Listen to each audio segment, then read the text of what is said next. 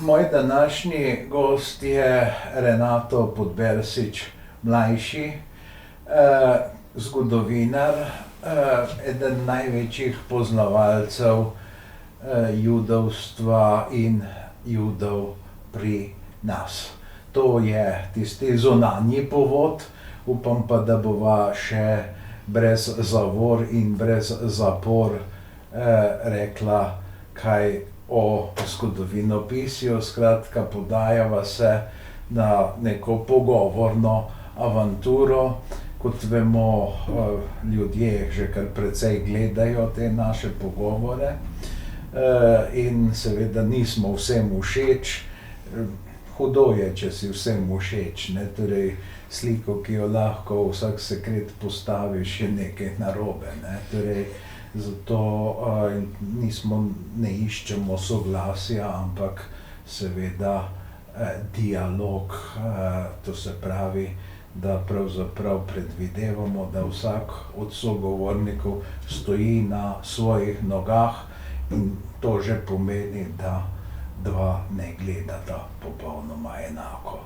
Torej, Renato, kaj te je pravzaprav napeljalo k zanimanju za judovsko zgodovino, sploh za Jude, za, bi rekel, pač s krščanskega stališča naše starejše brate? Ja, Igor, najprej ti zahvalim za povabilo v ta studio, to prijetno kramljanje. Vprašanje je na mestu, namreč veliko mojih prijateljev, ne samo zgodovinarjev, tudi tisti, s katerimi sem odraščal in tudi živim v njihovem okolju še vedno, mi to vedno znova vprašanje postavlja. Torej, odkot moje nagnjenje do proučevanja judovske sedanjosti, še bolj pa preteklosti? Verjetno bi moral odgovoriti, pa ne to izpade preveč tako vsakdanje, šablonsko morda, da je največ prispeval k temu moj stric, ki ima isto ime, isti priimek, je pa duhovnik, je točno 27 let starejši od mene, oba sva iz iste hiše, iz Vrtojbe pri Gorici, in odkar pomnim, me je, ker razumljivo, poklicno ni smel imeti svojih otrok, je me nekako posinovil, me vozil okoli, mi zgodbe pripovedoval, mi knjige nosil, je bil dejansko in je še vedno moj mecen.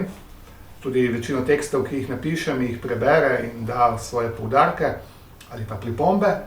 In tako se spominjam. Mimogrede, on je eden izmed stebrov tudi Mohorjeve družbe v Gorici, ne, in sploh on stran meje, morda še bolj znan kot to stran meje, ne? Ja, on je bil dolgo let generalni vikar koprske škofije in potem, ko se je upokojil, upokojitev pri duhovnikih je relativen pojem, je pač odšel čez mejo v tako imenovano zamejstvo. Predmejstvo. Ja, tako. Ima 4 župnije, južno od Gorice, torej v Italiji danes, to so Sovodnje, Rupa Peč, Gabrije in zelo lepa majhna župnija na Krasu, vrh Svetega Mihaela, zraven Debele Griže, znane po hudih bitkah med Prvo svetovno vojno, zlasti v letu 15, pa tudi 16. Tam je on zdaj duhovnik, ki upravlja te 4 župnije, so pretežno slovenske še vedno. In zraven je tudi predsednik Goriške Mohorjeve družbe, kjer delujejo tako rojaki iz Italije, kot tudi rojaki, tudi mi, Slovenci. Družba, katere tudi član sem, torej upravnega odbora, uredniškega odbora, same založbe, izdaja tam 7 do 8 knjig letno, tudi koledar Goriške Mohorjeve družbe.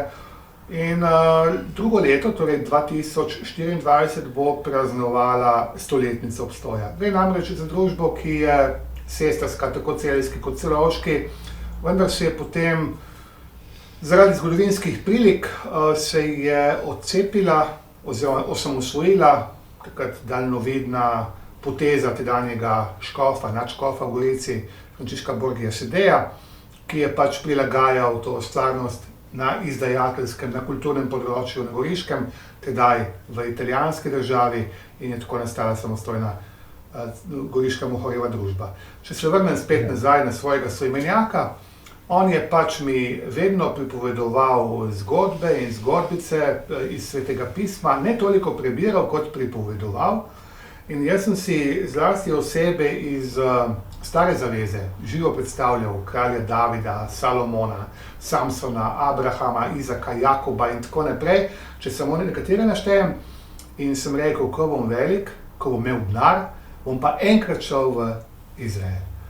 In potem sem ga obiskal prvič 2007, me je to zelo, zelo navdušilo. Seveda sem šel, nekaj malega znanja sem imel in sem šel in sem to preveril na terenu, plus tega, da sem vsako nedeljo kristjani poslušamo Staro in Novo zavezo pri mašah in poznamo te pripovedi in potem jih človek tam ubesedi oziroma jih postavi v kontekst prostora in tudi časa. In seveda me je to neizmerno začelo privlačiti, začel sem se poglabljati v judovsko. Prej sem nekaj bolj poznal, bolj tako iz literature, potem sem začel pa sistematično tudi po arhivih hoditi, zbirati gradivo, predvsem za ta naš del, pa srednjeevropski del, tako judovske naselbine kot judovska pokopališča. Še najbolj me je nekako pretreslo osebno, pa tudi privlačilo po drugi strani judovsko preganjanje, torej holokaust ali šoa, ki je korenito posegal tako na Jude na slovenskem ozemlju, kot v srednji Evropi, v širšem kontekstu, in seveda tudi na tem mejnem področju severovzhodne Italije, ki je bilo v judovskem smislu stvarnosti in tudi preteklosti zelo povezano z našim prostorom. Če se spomnimo samo priimka Morpurgo, pa ne edina stvar. In potem sem se odločil, da sem doktorat delal tudi iz tega področja. Potem sem to še poglabljal in na koncu je vsa tega bila knjiga Jeruzalem ob Soči, tako so včasih imenovali Gorico. In še danes nadaljujem na tej poti. Bi te pa popravil, uvodoma si rekel, da sem dober poznavalec. Ne vem, malo se trudim, nekaj malega poznam, ampak bolj ko poglabljam judovstvo, bolj vidim, da malo vem.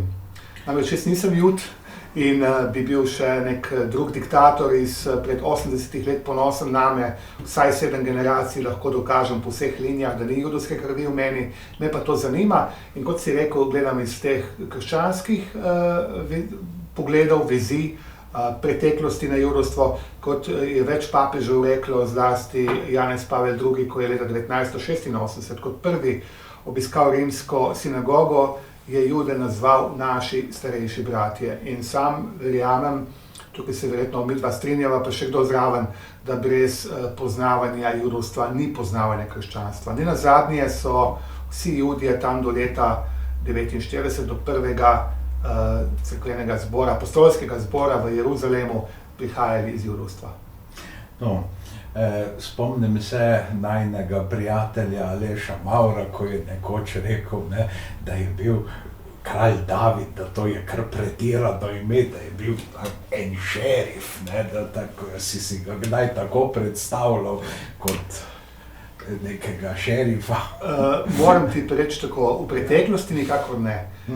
Sem se ga bolj kot kralja z veličastno krono, ko pa človek in situ, torej na kraju obišče Jeruzalem, vidi ostanke njegove palače in prisluhne pogovoru s prijateljem Alešom Mavrom, s katerim naključje so se spoznala ravno v Jeruzalemu pred 15 leti in od takrat negujeva to najino tesno prijateljstvo, se vedno bolj strinjam z njegovimi besedami. Nenazadnje on največjih naših antičnih strokovnjakov. Sej zato pa, mislim, ni to samo nek smešen intermezzo, ampak vendarle, ne, mi si kralja vedno tako predstavljamo nekje na tronu, ne, zdaj razmere tam, kaj so bile pa v sveti deželi, seveda, kaj drugačne, ampak... Oprosti, Igor, če smem samo še to bi dodal, mislim, mogoče preveč z današnjih srednjeevropskih modernih razmer poskušamo preslikavati v preteklost. On je dejansko združil državo oziroma centraliziral državo, prestolnico prestavil iz Hebrona, približno 30-35 km južne ležečega Hebrona, ker je še danes grobnica očakal v Jeruzalem, ki ga je moral iztrgati Jebusejcem.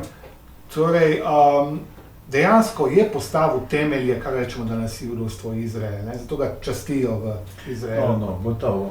Ampak bomo sledili morda tvojemu zanimanju, ne? Torej, da bi se najprej vendarle posvetili tej judovski prisotnosti v našem prostoru. Ne? Pravzaprav vemo, da v srednjem veku, v poznem srednjem veku, nekateri bi že rekli v zgodnjem novem veku, so bili izgnani, ne, in interes je bil očitno velikanski, ne, ker so recimo deželni stanovi prevzeli tiste judovske dajatve, torej višino, pač takšno so oni plačali, tako da erar, ne, da rečemo tako, ne, ni bil prikrajšan, ne, in potem, ne, leta 1848-49, ne, zlasti na Štajerskem se je videlo, da so bili zelo nekateri krogi nasprotni judovski emancipaciji in so se sklicevali na to,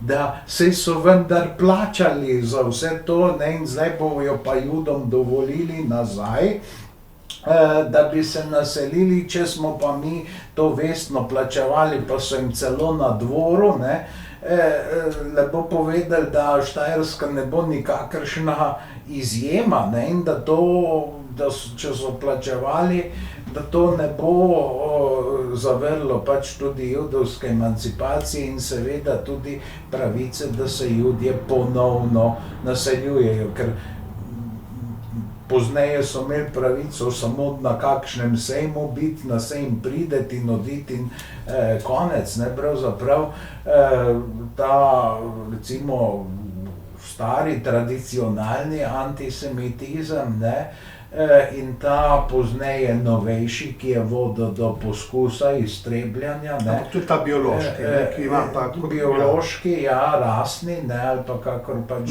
hočemo. Rad bi tvoje misli o teh dveh različnih pravzaprav pobudah za nek zid proti Judom, ne, ki v tem drugem antisemitističnem valu pravzaprav niti ni več zid, ker se hoče Jude eliminirati, ne, torej, in recimo tvoje stališče, ne, do Goldhagnove teze, ne, pač da v Nemčiji je to precej posledica prepojenosti nemške kulture z antisemitizmom, ne, ker vemo, ne, da Luther je bil hud antisemit, ne, in še marsikdo drug, ne, torej v dnevniku Thomasa Manna celo tam z 33-34 najdemo posamezne opaske, ne. Thomas Mann je bil vendarle pa toliko pošten, da jih ni potem poskušal zbrisati, ne, ker pozneje gotovo ni nič kaj takega, ampak vendarle vidi se, ne, da so nekatere kulture res bile precej prepojene, ne. Zdaj seveda sama teza je pa problematična zato, ker vendarle je pa v nemškem prostoru tudi bilo precej, to je neka druga kategorija teh dvornih Judov, ne, ki so pa vendarle to prosperirali in niso imeli nikakršnih pravzaprav problemov. Morda, torej, če začneva tu neko poglobljenejšo diskusijo o teh različnih vrstah antisemitizma in kako ljudje reagirajo na to v različnih obdobjih. Mislim, da si dal odlično izhodišče, ampak tukaj bi izpostavil še en prostorski geografski vidik. Pravilno si rekel, ne, ta umanjkanje judovskega elementa po koncu srednjega veka v srednjih slovenskih deželah, moramo pa le podčrtati, da se v Primorju, poznejšem avstrijskem Primorju, kontinuiteta nadaljuje, ne, da se dejansko skupnosti v Gorici, v Trstu, Dalmaciji tudi, ki dejansko potem postane avstrijska, po letu 1797, dejansko se tam judovski element okrepi tudi s prišleki ali, če hočeva, prignanci iz osrednje Slovenije, Koroške, Štajerske, Kranjske, odkode so Judje izgnani 1497 Kranjske in Koroške, najprej Štajerske in Koroške, potem pa iz Kranjske po letu 1515. To nenazadnje dokazuje v Trstu in Gorici, pa tudi v Splitu, po ostalih dalmatinskih krajih prisoten, ali vse prisoten primek Morpurgo. Nekdo, ki prihaja iz Maribora, Marburger, od tega. No, torej, seveda, Maribor je bil en pomembnejših središč, ne, torej, večina Slovencev to danes, kolikor pozna, ne, pač iz romanov Zlate Vokač, ne, torej, kjer je ta svet vendarle sijajno opisan in to sta pač dva zelo plemenita, žal prezrta romana, ne, ampak izjemno plemenito napisano. Ampak Maribor je imel tudi enega najpomembnejših rabinov svojega časa, rabina Izerlajna v 14. stoletju.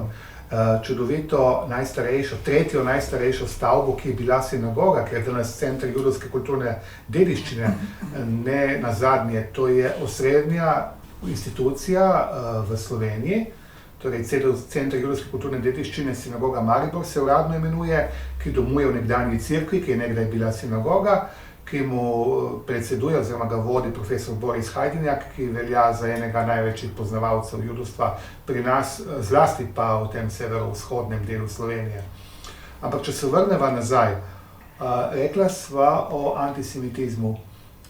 Pravilno si postavil to paralelo političnosti in pa seveda rasno, pustimo zdaj tudi gospodarskih podstatov. Jaz bi dodal še verski podstat, ki je zelo pomemben, ki je mu dajala pečat je katoliška cerkev, tja do drugega Vatikanskega koncila, torej v 60. letih preteklega stoletja. Odkot to izvira? Vse skupaj bi lahko dali pod en skupni dežnik, ki mu se reče nerazumevanje, drugačnost, nesprejemanje drugačnosti. Poglej, Judje so bili ves srednji pa novi vek v Evropi edino nekrščansko prebivalstvo, drugačno prebivalstvo. Bo nekdo rekel, ja, ampak so poleg njih obstajali tudi protestantje, pravoslavni v katoliških deželah, že, ampak je šlo za krščansko prebivalstvo, ki je verjelo v enega Boga in tako naprej, z niansami, z denominacijami. Judje so pa le bili drugačni. Imeli so šabat, torej soboto namesto nedelje, poročali so se med sabo, zapirali so se v predel mesta v geto, govorili so jezik, vsaj v obredju, ki je bil tako drugačen od latinščine in narodnih jezikov hebrejščine, ki je navadni ljudje niso razumeli. Predvsem pa vsaj od 13. stoletja naprej so imeli ekskluzivno pravico, torej od 4. Lionskega koncila naprej, prvi polovici 13. stoletja, imajo monopol nad denarnimi posli, zlasti nad posojenjem denarja. In tukaj bi jaz iskal srž tega nasprotovanja, teh sporadičnih pogromov, ki se pojavljajo v Evropi, zlasti takrat, ko je šlo za izgubljene vojne, bolezni, slabe letine, pogojene z povodnji, s dolgimi sušami, točami in tako naprej, je bilo priročno iskati nekega dežurnega krivca. In dostikrat so Judje vstopili na to mesto, seveda grešnega koza. Bravo, grešnega koza, ja. In seveda ta njihova odvojenost, ukvarjanje z realnimi posli, posojanje za obresti, kar moram poudariti, kristjanom ni bilo dovoljeno v skladu z določili 4. Lionskega koncila. Ja, seveda je pa tukaj potem tudi, da se Judje pa z drugimi obrtmi naj ne ukvarjajo. Drži, pa posestniki zemlje niso smeli biti, ne? To je bila. Je bilo pač stvar njihovega preživetja kot Judov, to, da so posojali, pa da so našli to nišo pravzaprav. Se vidva tukaj ne izstopava iz pozicije, da bi obsojala, samo pač naracija je dialektična, ne? Po pa nastopi 18. stoletje, obdobje na eni strani razsvetljenstva, ki nekako pridiga o bratstvu in enotnosti, sej to si velik strokovnjak, poznaš dosti bolj kot jaz, ampak to čas tudi tolerančni patent, oziroma toleranc patent, ki ga je izdal Jožef II, ki vsaj neformalno Judom dejansko daje pravice, od konskripcije v vojski do tudi ponovnega naseljevanja, tudi v naših krajih. Čisto en medklic, torej slovaški humanist Peter Zajac je rekel, da je to najimenitnejši srednjeevropski patent v svetovni zgodovini. Tega ne poznam, zanimivo. Ampak če se vrnemo k Judom v tem času, torej govorijo o drugi polovici 18. stoletja, je pa pogojeno s Haskalo. Skala je pa judovsko razsvetljenstvo na eni strani. Ne? Torej zavedanja starih korenin, uporaba hebrejščine ne zgolj v sakralnem jeziku, ampak tudi v vsakdanjem, pojav časopisja konec koncev in pa seveda judovskega potem pa tudi poskus adaptacije na obstoječe kulture, torej neke vrste asimilacija obstoječe evropske družbe. Kaj to pomeni? Da postanejo francoski judje Francozi, nemški judje Nemci, italijanski judje vedno bolj Italijani in se dejansko njihovo judovstvo dostikrat v teh zlasti zahodnoevropskih družbah sprevrže, ali bomo rekli, reducira zgolj na neko kulturno judovstvo, ne, ki mogoče obhaja šabat, mogoče obhaja judovske praznike, zlasti recimo Jom Kipur, Hanuko, Pasko, seveda Veliko noč, ampak drugače je vedno bolj vpeto v to evropsko kulturo. Pojav v začetku 19. stoletja, najprej v Hamburgu in to se potem razvije po nemških deželah, vključno z Avstrijo, tega reformiranega judovstva, ne, iz katerega tudi izide potem reformirano judovstvo, ali če hočeš po domače rečeno liberalno judovstvo. In zdi se potem, da v 19. stoletju, konkretno v naši takratni državi, Habsburški monarhiji, se z novo ustavo iz decembra 1867 zaključi en proces. Avstrija konec koncev ima velike judovske skupnosti, tako v mestih Praga, Dunaj, Krakov, Budimpešta, kot tudi na njenem severovzhodu, torej v Galiciji, ne, in današnja Ukrajina pa Poljska. In zdi se, da so avstrijski judje, ki so polagali velike upe v državo, tudi od samega cesarja, se so ga imenovali za svojega zaščitnika, cesarja Franca Jožefa I., da so vedno bolj ostali reducirani ta versko-kulturni nivo. In jaz mislim, da je vse skupaj presekano, ta naravni proces z Dreyfusovo afero. Ja, ampak že je pa to vendarle ta bordel Ritter Schönerer, ki je prvi skoval iz antisemitizma neko idejo za masovno politiko, ne? In morda je, torej Lueger od začetka pravzaprav ni bil tako oster, ampak potem se je bal, da ga bo tukaj Schönerer prehitel, ne, ker on je bil, Schönerer je bil liberalec, on je pa krščanski socialec, ne? In od tod se pač potem razmišlja, ne, kar je pa mogoče bilo bolj usodno pozneje za marsikakšnega juda, namreč, ne, ker je Lueger je rekel, ampak jaz odločam, kdo je jud, ne, in potem ti to spominja na kakšne novejše čase? Seveda spominja, jasno, ne, ampak ne, to je leta 1938 pa postalo usodno za marsikaterega juda na Dunaju, ker je mislil, ne, da je pač v Mein Kampfu so prebrali, ne, da je pač Hitler zelo občudoval Luegerja, ne, in zdaj, da je to nekaj podobnega, v resnici jasno, da to ni bilo niti ni bilo podobno, ne, torej hitlerizem je vendarle bil tudi dedeč Schönererja, ne samo Luegerja, ne Luegerja, ne, tako da, ne, torej tu je pa evropska zastavonoša evropskega, recimo temu krščansko-socialnega antisemitizma ob koncu 19. stoletja je prav utelešena v podobi Luegerja. In tudi njegova izvolitev dunajskega župana pomeni, ne, začetek nekega takega antisemitskega obdobja, ampak je treba tudi upoštevati, da je tako Dunaj hitro rastoče mesto, ki seveda se napaja tudi iz državnega habsburškega judovstva, ne. To se ogromnih judov priseli, zlasti iz Bukovine, iz Galicije. Tako je, ne. Je pa res, ne, da se potem ravno tudi na Dunaju, torej Theodor Herzl, potem je seveda nič manj pomembni, čeprav manj znani Max Nordau, ne, ki je bil njegov dejansko naslednik, ne, samo da je bil bolj bran, ne, torej Max Nordau, ki se je v resnici pisal Ziegfeld, ne, mislim, ali nekaj takega, ne.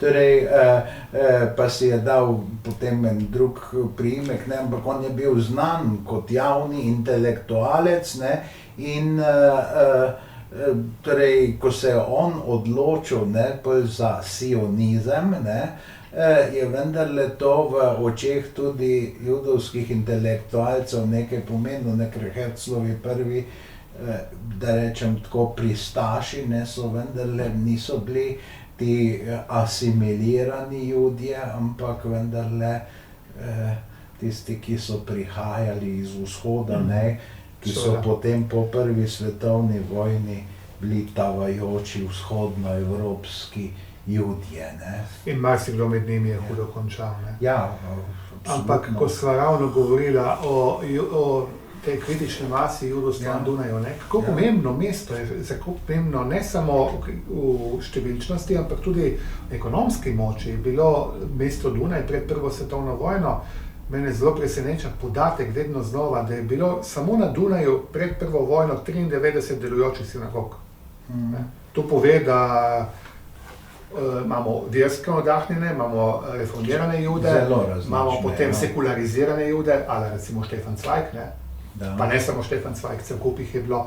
Ampak še en vidik je tukaj zelo pomemben, ne? Tudi Theodor Herzl, ko si že omenil, oče sionizma, sionističnega gibanja, ki je pa vendarle bilo utemeljeno na sekularnih predpostavkah, je bil dopisnik dunajskih liberalnih časopisov. In ko je poročal Dreyfusove afere, ker je dobil nekako osnov, svojo inspiracijo za počelo samega antisemitizma, torej najprej knjiga Der Judenstaat, torej Judovska država, in potem 1897 prvi koncil v Baslu, je dejansko iz tega miljeja izhajal, ne? No, gotovo, ne, torej, da je ta afera Dreyfus potem spremenila vse, tudi, torej, tisti asimilirani Judje so morali začeti razmišljati, saj nas v bistvu ne sprejmejo, ne.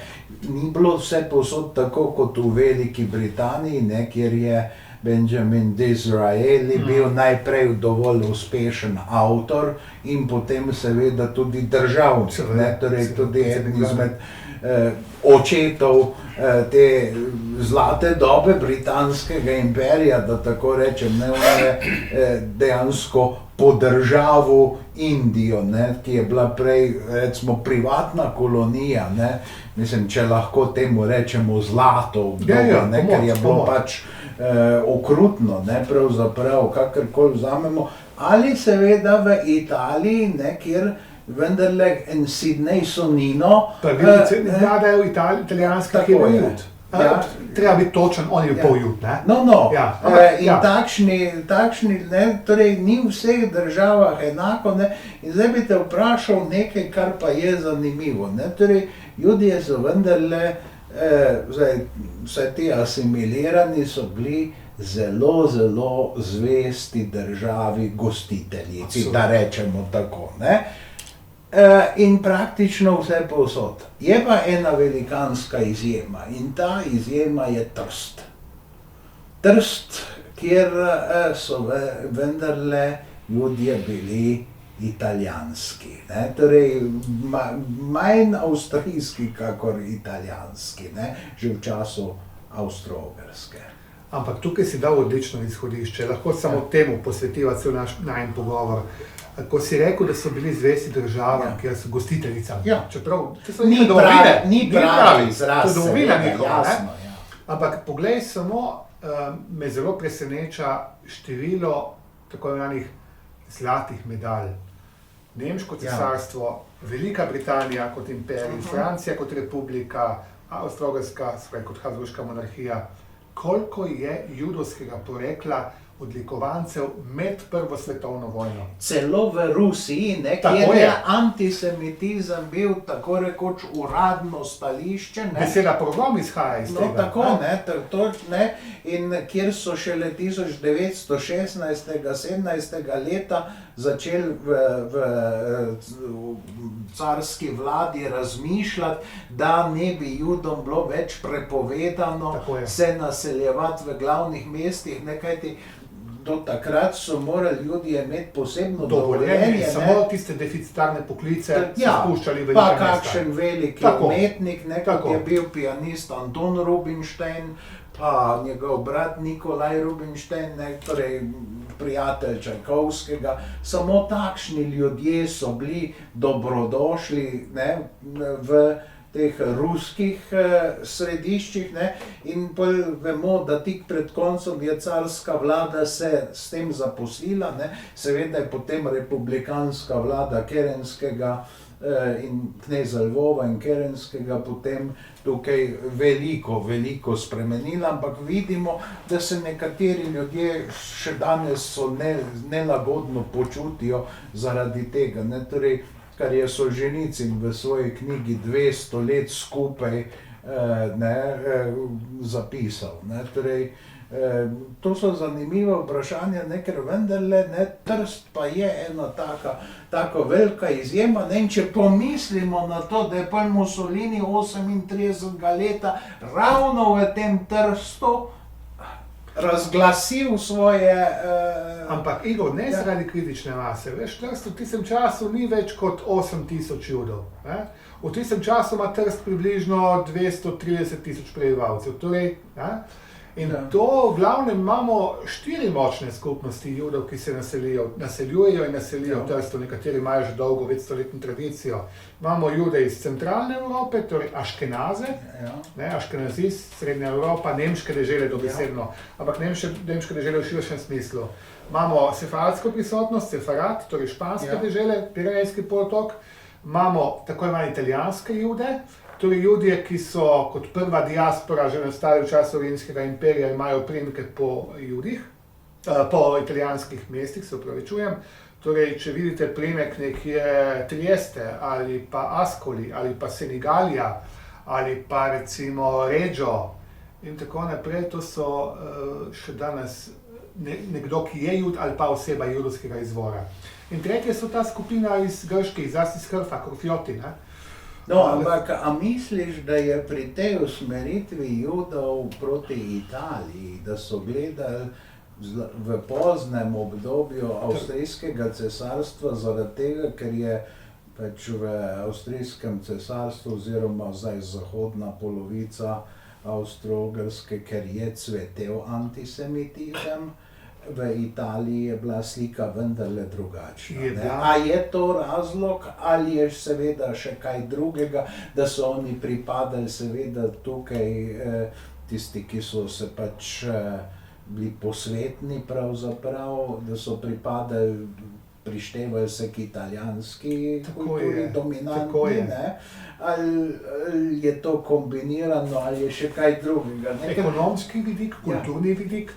Veš, italijansko judovstvo, oziroma tržaško judovstvo se je navezovalo na italijanski kulturni krog.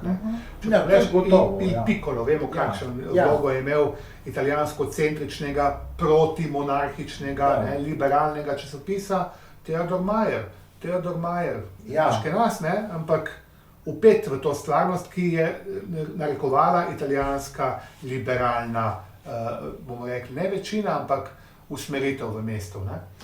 Ki je pa seveda zaradi volilnega sistema, ki je pač še upošteval davčno moč, pač prevladoval, oziroma je bil veliko močnejši, kot bi bil po, recimo, splošni enaki volilni pravici. In enaki volilni pravici, ki torej na deželnem, to je v Trstu pomenilo, hkrati tudi občinskem nivoju ni bila uveljavljena. Torej, to je bila samo državno-zborsko, je splošna enaka, tajna volilna pravica. Trst je funkcioniral kot dežela, kot mesto, ki je pa vendarle kot dežela funkcioniral svoj občinski svet. In ne smemo pozabiti še ene zadeve.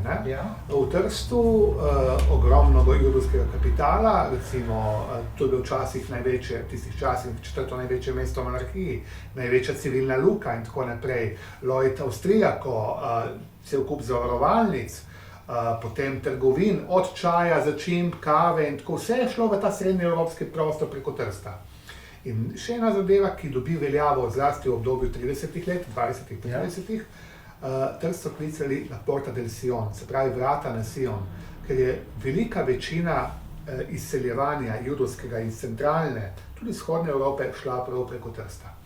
Torej, v tistem času je Trst že, še en podatek, da bo bolj jasno zadeva, ta ne velja samo za Trst, tudi velja za Reko, kjer je bila tudi prisotnost judovska močna, relativno, tudi gospodarsko pa Gorico. Judje so zelo, zelo zgodaj objeli italijanski fašizem. Sem bil začuden, ko sem gledal spiske pohodnikov na Rim, 42 iz Julijske krajine iz Trsta, skoraj polovica judovskih priimkov, italijanskih oziroma tržaških judovskih priimkov. Torej, tukaj je nasledstvo tema, čemu rečemo fašizmo del confine, ne? Se pravi, ta obmejni fašizem, ki je bil vedno obrnjen proti drugačnim, proti tujim, alođeni. V tem momentu je bilo lepše Judom zaobjeti italijansko stvarnost, se zliti z njimi in tiste druge videti v Slovencih oziroma Hrvatih. Ne? Ja, ne, in torej Richard Borsford je pokazal, ne, in zaradi tega on, čeprav tak velik strokovnjak v Italiji ni ravno priljubljen, ne, kako so fašisti pravzaprav tukaj zajahali enega starega nacionalistično-rasističnega konja, ki ga je bil že v italijanskem liberalizmu, ne, ker ko analizira recimo časopisje, ne, ko pravi, ne, torej, Slovenci z debelimi vratovi, pa še razne ne, takšne rasne značilnosti, ne, torej najde pri teh italijanskih že liberalnih nacionalistih. Ne. Pa seveda potem na Južnem Tirolskem tudi protinemški, nič manj zagnani, tudi rasni predsodki že, torej pri italijanskih liberalcih, ne, ki so potem pač, vemo, napravili torej en kar lahek skok v neko novo neliberalno Italijo potem, ki se po prvi svetovni vojni pojavlja seveda v nekem okolju, kjer se je množica ljudi, ki je bila mobilizirana za prvo svetovno vojno, navadila stvari reševati z nasiljem. Torej, to je, pa tudi jih dobiti. Ja. Vojaki na fronti so dobili orožje, ampak so tudi Ja. hrano, tudi oskrbo zdravniško in tako naprej. No, in seveda ne prvi teh velikih fašističnih ali pa protofašističnih pohodov je bil D'Annunzijev na Reko. Torej, to je Pa ta sintagma, ne, la vittoria mutilata, se pravi, pohabljena zmaga. Ja, in čita holokausta, ne, torej to je bila pa Reka, ne, torej zanimivo, ne, da se ta beseda holokaust, ne, torej pojavlja tukaj, ampak v popolnoma drugačnem. To je grškega izvora, to je žgalna naritev, ne. Vemo, ne, ampak, ja, da pride nekdo na misel, da je to uporabno v neki moderni, množični politiki, ne, torej, na vsezadnje, ne, si obstajajo knjige o D'Annunziju, ki govorijo, torej zlasti v angleščini, the first duce, ne, torej prvi duce, čeprav je potem iz tega en drug duce nekaj skoval. In je potem svojega potencialnega rivala, svojega mecena umaknil v vilo na zahodni obali tam Gradskega jezera. Ne? No, tako. Ampak v prologu si prej zastavil to, ne, vprašanje oziroma trditev, ki je adekvatna. Zakaj ravno Trst kot prizorišče vstopa italijanske antisemitske zakonodaje 18. septembra? Ja, to je en simbol, ja. Ja, seveda. Ampak vse Italija je imela pred drugo svetovno vojno 4 močne judovske centre. Rim, Livorno, pristanišče, staro tradicija judovstva v tistem koncu, že iz konca srednjega veka, Milano pa Trst.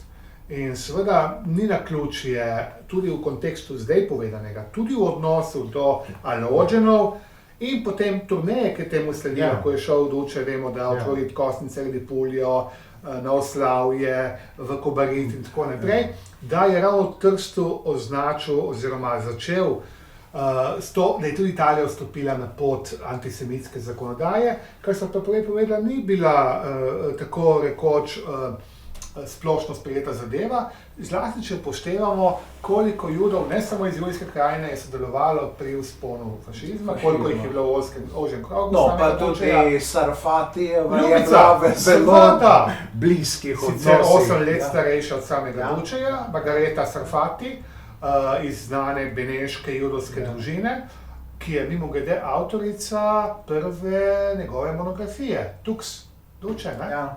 Je potem preživela vojno, ker je emigrirala, šla v Ameriko, se potem vrnila nazaj v Združene države, ampak vendarle, oni so bili zelo vpeti. Številke seveda se niso tako v tej kritični masi tako impozantne kot v Nemčiji, ker je bilo 500 000 Judov, v Italiji jih je bilo morda dobrih 40 000. Ampak če upoštevamo, da so zelo pomembne zadeve odpravili, zelo pomembne službe, recimo pribočnik general Pugliese, pribočnik kralja Viktorja Emanuela III. Je bil judovskega rodu, ne? Najdemo jih potem v Trstu konkretno veliko, tako kot lastnikov kapitala v zavarovalništvu. To je bilo večinoma judovski ali pa večinski judovski kapital, ne? Tako da nekaj najdemo seveda tudi v umetnosti, ne? Ker tisti so mogoče najprej bili oškodovani, ne? Ker recimo Franchettijeve opere so se takoj nehale izvajati, ne? Ker je bil pač baron Franchetti Jud, ne, ali pa nekatere, kjer so imeli recimo v Maskanjevi operi L'Amico Fritz nastopa Jud, ne, in je bila težava zdaj, ne, in zanimivo, ne, to delo so potem v času okupacije edinkrat izvajali tudi v Ljubljani. Bi bilo zanimivo videti, v kakšni verziji, ali v izvirni, ne, ali pa v vendarle neki prirejeni, kjer rabin ne več nastopa kot tista pozitivna figura, ne. Skratka... Ampak moram pa še nekaj reči, kljub vsemu. Glej, italijansko judovstvo ni bilo noben endemit, ni bilo samoniklo. Ugledni strokovnjaki trdijo, da brez nemškega impulza, brez italijanske izključenosti iz Društva narodov kot posledica napada na Abesinijo oziroma Etiopijo in približevanja Trojnemu paktu, bi italijansko judovstvo ne zaživelo. Preprosto Italijanom je bilo dojemanje Juda, prvič rekli smo, da jih je bilo relativno malo. Drugič, tistega srednjeevropskega uvodoma predstavljenega antisemitizma v Italiji skoraj da ni bilo. Bil pa je močan judovski resentiment, to pa drži. Ampak to je premalo, da bi to šlo na sistemsko raven. Zdaj pustiva, da italijanski kralj, tedajni, ki je bil vsaj po ustavi nominalno šef države, čeprav vemo, da se je njegova vloga od že poznih 20 let zmanjševala na račun fašističnega gibanja in seveda samega Dučeja, se je kar upiral, da bi podpisal antisemitske zakonodaje, začenši od jeseni 1938 naprej. No, je pa res seveda, da takrat, torej, ko se je fašizem oziroma nacionalni socializem v Nemčiji uveljavljal, ne, ko je Hitler prvič prišel na obisk k Dučeju, ne, je bil vic, nekako sta se pozdravila, ne. Ker Mussolini je znal seveda tudi nemško, ne, in da je Hitler rekel Heil Imperator, pa da je Mussolini mu odvrnil Heil Imitator, ne.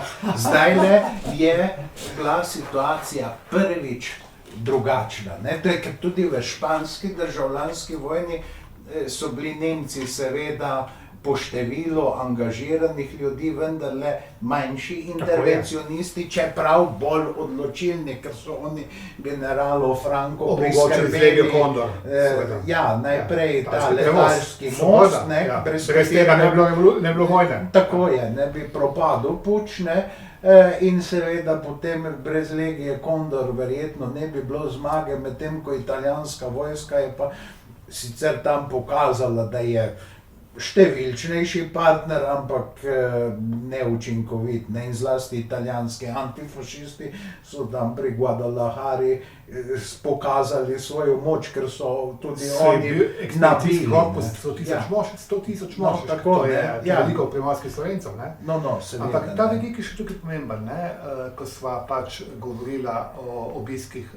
Sej obstajajo zelo lepi filmi iz tistega časa, izlasti znamenit tisti obisk spomladi 38, Ja. ker se jasno vidi, da je v drugem planu.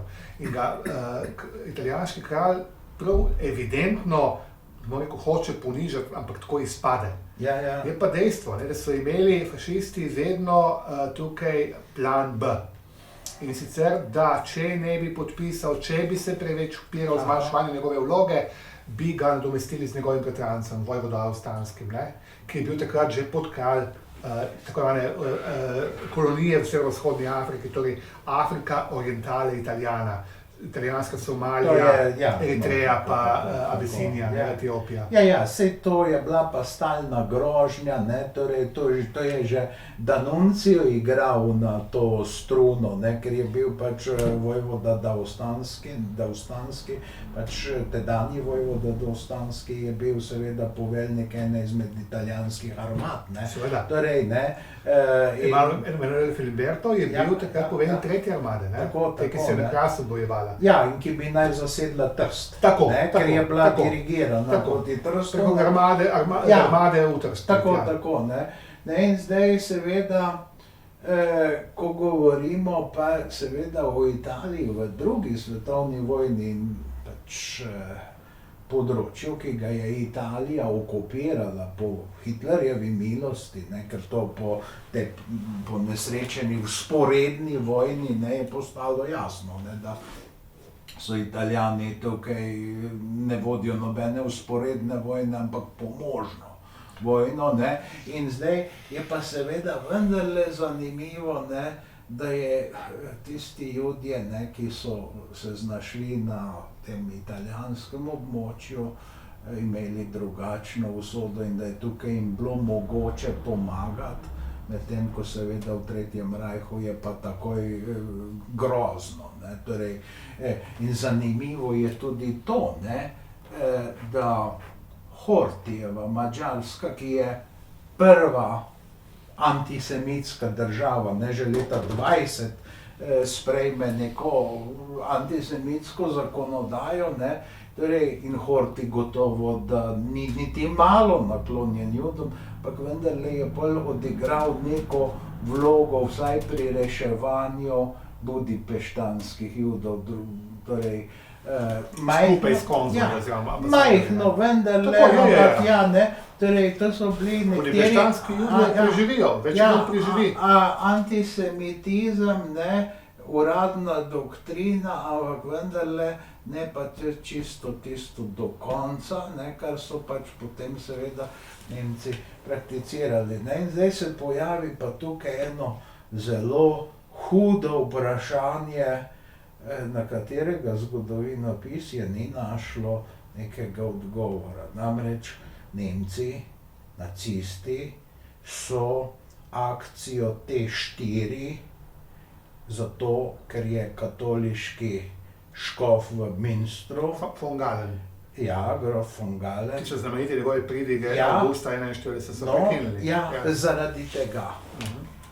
Ampak nihče pa ni v Nemčiji izrekel takšne pridige o preganjanju Judov.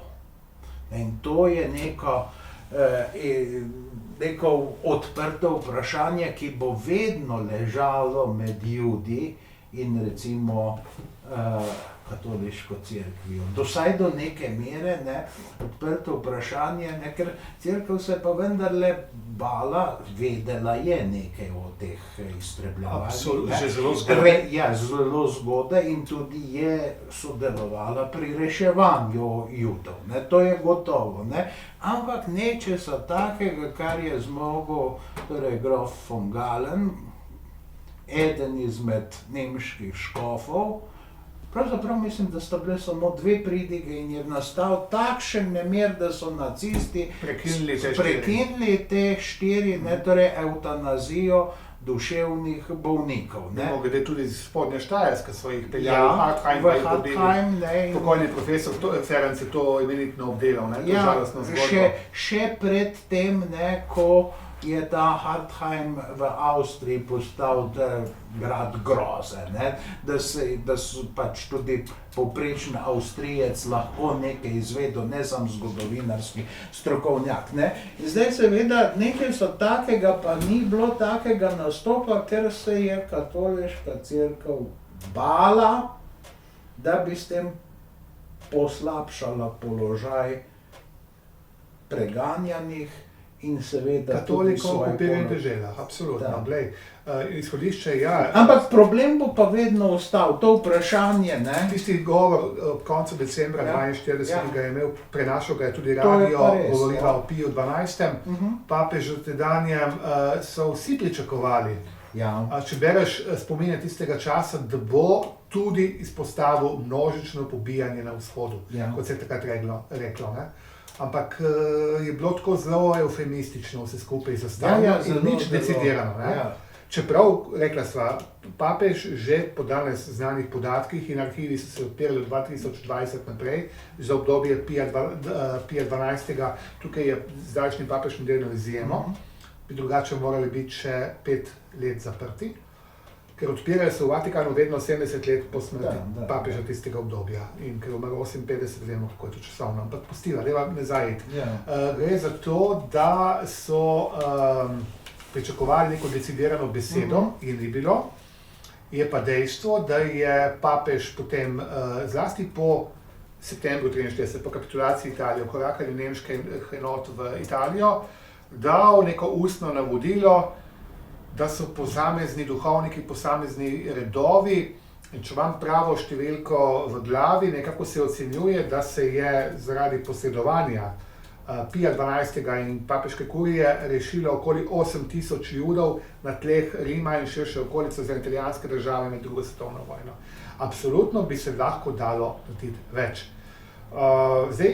To vprašanje bo še nekaj časa ostalo, ne, čemu to, ne, ker potem je pa Pij 12. vendarle, ne, ko leta 44-45, ne, mislim, da Poljake opozarjajo, da se nikakor ne smejo maščevati nad Nemci, ne, medtem ko tukaj pa take decidirane izjave ni bilo, ne, torej to je eno veliko zgodovinopisno in seveda tudi jasno moralno vprašanje. Ampak marsikateri duhovnik, marsikateri visok duhovnik, kot je pa škof Rožman v Ljubljani, nadškof in pozneje kardinal Stepinac v Zagrebu, sta sodelovala dejavno pri reševanju domačih Judov, Rožman še bolj teh beguncev judovskih, ki so prišli z NDH. Beguncev, ne, in žalostno je seveda zdaj to, da nekateri zgodovinarji tega sploh nočejo omeniti, čeprav mislim, da vedo. No, to je zelo zanimivo, lahko aktualno selektivno zgodovinarje. Vem, ampak to so preprosto slabi zgodovinarji, so tisti zgodovinarji, ki za nekaj vedo, pa vendarle ne povedo vsega, kar vedo o določenem problemu. Konkretno za škofa Rožmana, nekaj sem se ukvarjal s tem, tudi po verih raziskoval, zlasti v Rimu, v rimskih arhivih, tukaj obstajajo decidirane številke, tudi pisma, ki jih je škof Rožman seveda pisal, gre za ostankov slovenskega judovstva, ki niso imeli kakšne posebne moči, ampak šlo je za številne judovske begunce, ki bežijo zlasti iz območja NDH, preko Ljubljane in potem dalje proti Italiji in se v veliki večini rešijo. Torej, italijanske oblasti jih internirajo ali pa jim prosto nekako, tudi s posredovanjem škofa, tudi s skrivanjem po, recimo temu, škofijsko sponzoriranih palačah. Zelo znana je skrb za mladoletne begunce, ki so bežali poleti 41-42 in letos so živeli na Lesnem Brdu, tukaj pri Vrhniki, pri Horjulu, v tem dvorcu. In to je škof Rožman dejavno podpiral njihov prehod, potem v severno Italijo, v Nonantolo leta 1942 pri Modeni in potem oni zbežijo v Švico, tako da se iz tega kontingenta vsi rešijo. To je en kontingent približno 70 Judov, torej otrok in mladostnikov. Če vse skupaj seštejemo po dokumentih sodeč, je škof Rožman zaslužen za približno 1500 Judov, kot sem rekel, predvsem z področja NDH, ki so prešli Ljubljansko pokrajino pod dansko-italijansko zasedbo in potem se... No, seveda je pa res ne tudi, da so torej, italijanski aparat je pri tem precej pomagal. Ne? Drži. Zlasti v NDH, ne v tej italijanski okupacijski coni, ne? Treba je povedati, tako civilno upravni kot vojaški aparat ni bil prežet s antisemitizmom v italijanski stvarnosti, italijanski vojski. Zanimivo, tudi ne fašistična stranka. Ne morem primerjati tukaj, kar se tega tiče v primerjavi z nacionalsocialisti. Zdaj ne bova delala reklame. Ne, gotovo ne. Treba povedati distinkcijo. Tako kot je bilo, ne, to je pač, kar zgodovinar ve o določenem problemu, je vendarle dolžen povedati, kolikor največ ve. Ne? Zdaj, kako vemo te podatke v škofu Rožmanu? Dejansko se je italijanska tajna policija, OVRA, se je pač priklopila na telegraf, ki je šel v Rim, in seveda komunikacija z Rimom, s papežem, s papeško kurijo je bila zabeležena. In danes o teh zadevah lahko beremo v rimskih arhivih, ko prebiramo te papeške, oziroma Rožmanove prestrežene depeše v Rim. Ne? Da. No, ampak potem bova nekako logično prišla do tvojega drugega zanimanja, torej za Izrael, ne, ker navsezadnje nekaj Judov je pa imelo vojaške izkušnje v drugi svetovni vojni, ne, pač v oboroženih silah, pač v Jugoslaviji, ne, in to so bili dovolj pomembni ljudje potem v Izraelu, ne, in seveda, torej, ja, odpor, ne, če hočemo pač ta vojska, ki jo je maršal Tito potem vodil, je bila ena tudi izmed možnosti rešitve za en določen krog, seveda, Judov, ne. In to je bilo bolj pomembno pri rojstvu Izraela, ne, kar je pri nas velikokrat zamolčano, ne, torej potem po drugi svetovni vojni, da vendarle, ne, vemo, ne, da je Sveta dežela bila po prvi svetovni vojni mandatno ozemlje, ne, Velike Britanije, ne, in zdaj seveda Velika Britanija je bila kolonialistična sila, zdaj že po prvi svetovni vojni je bilo jasno, da več ali manj imperializem je obsojen na propad, ne, da tega ne bo, ne, mislim, v Evropi se je to pač z wilsonizmom začelo, ne, in zato niso pa nemških kolonij pa bivšega turškega ozemlja cesarstva razdelile si kolonialne sile kot kolonije, ampak kot mandatna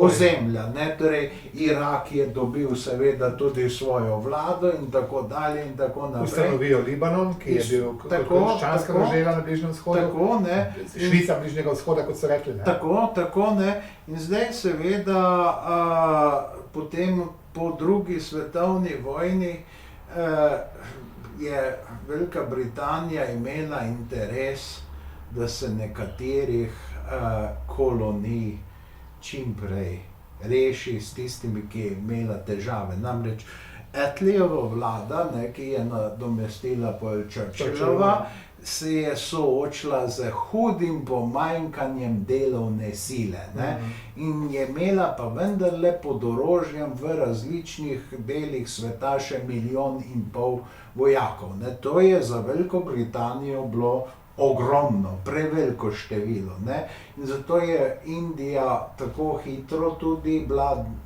dekolonizirana, ne. Je to vodilo mogoče v več smrtnih žrtev, ne, torej dekolonizacija in ukinitev tega bisera imperija, kot bi sicer, ne, mislim, ker ta delitev je bila zelo hitra na Pakistan in Indijo, neoptimalna.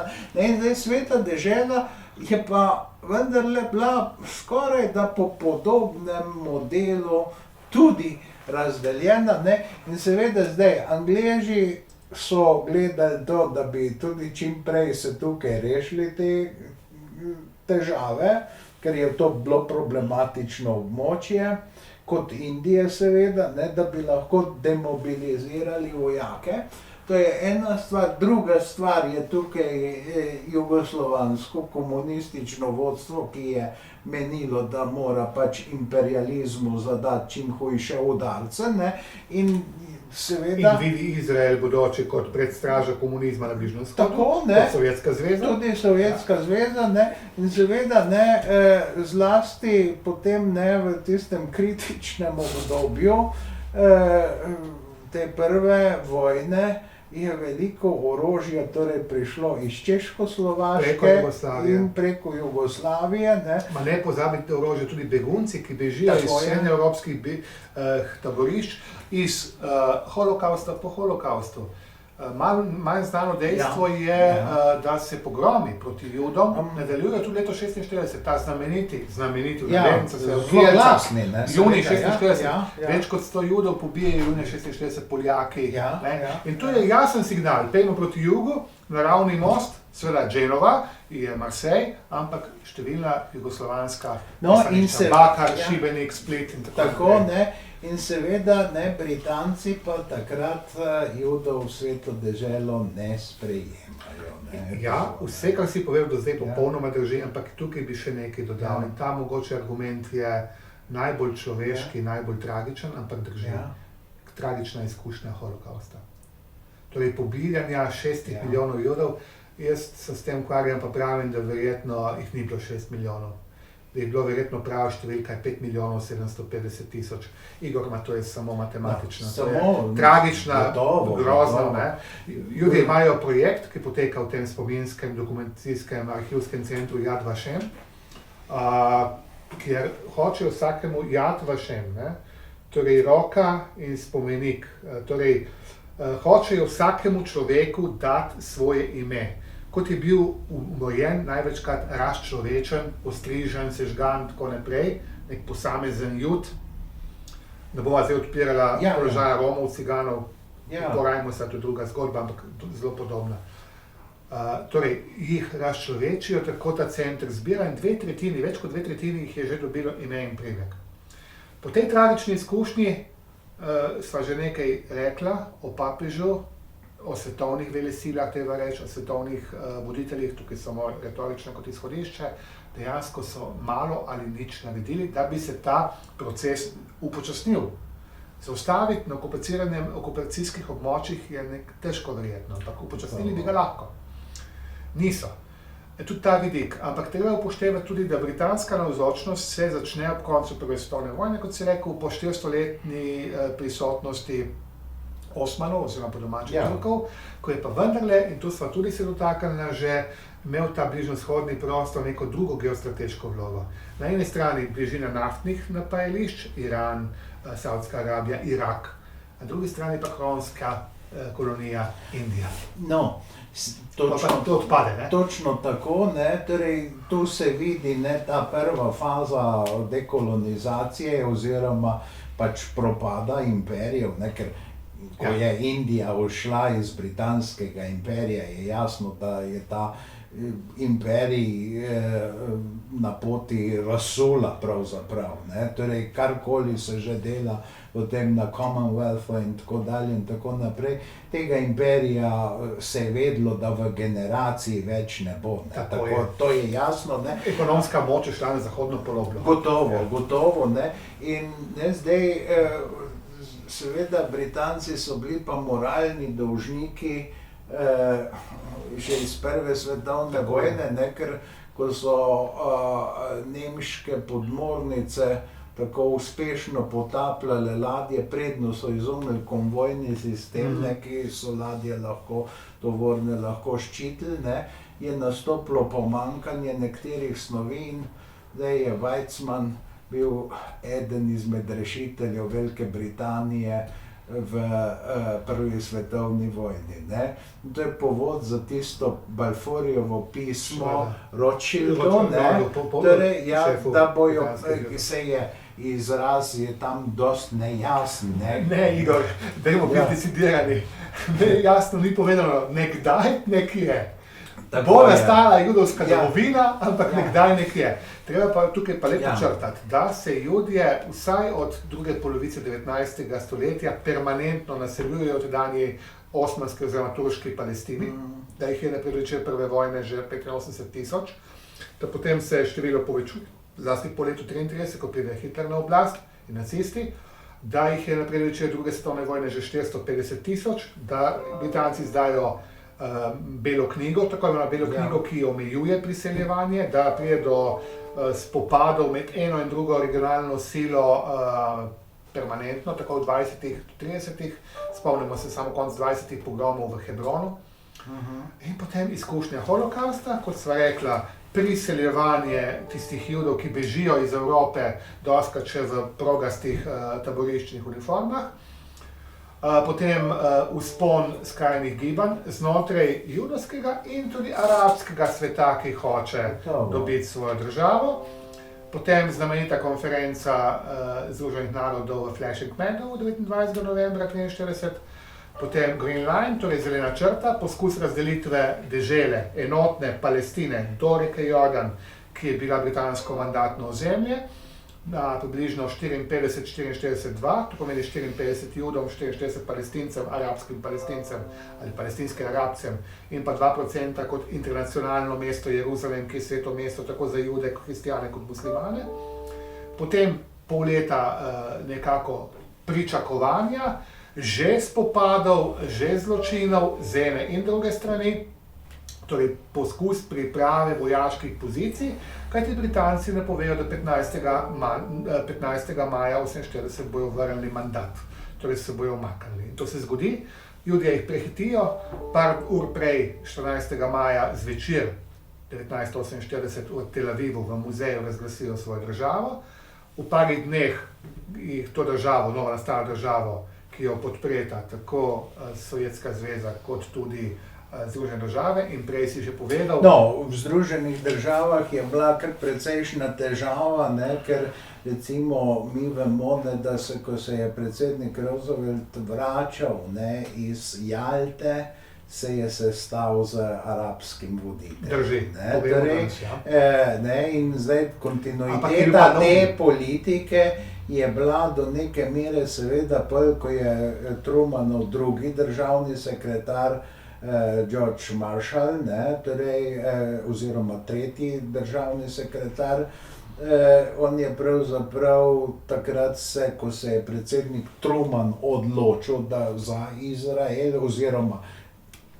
za delitev, ne, ker to je bila predvsem v izraelskem interesu. Ne. Ampak Judje poštejo takrat Golda Meir, da je šla po nabirkah po judovskih skupnostih, ne pozabiti, v tistem času so Amerika, oziroma Združene države Amerike, najbolj judovska država, največja koncentracija judovskega prebivalstva in brez kapitalskega in lobističnega podpore ne bi nikoli nastala država Izrael. Gotovo, ne, torej, ampak ne, torej, ameriški establishment je bil zelo razdeljen, ne, in torej predsednik se je sam odločil potem proti nasvetom State Departmenta, pravzaprav kolikor danes vemo, ne, pač zato, da bo podprl delitev, ne, ampak zdaj ta delitev je bila pa seveda, ti, ki si bil večkrat v Sveti deželi in ki poznaš to konfiguracijo Svete dežele, veš, da je bila silno problematična, ne, ker to je kot ena nagnjena miza,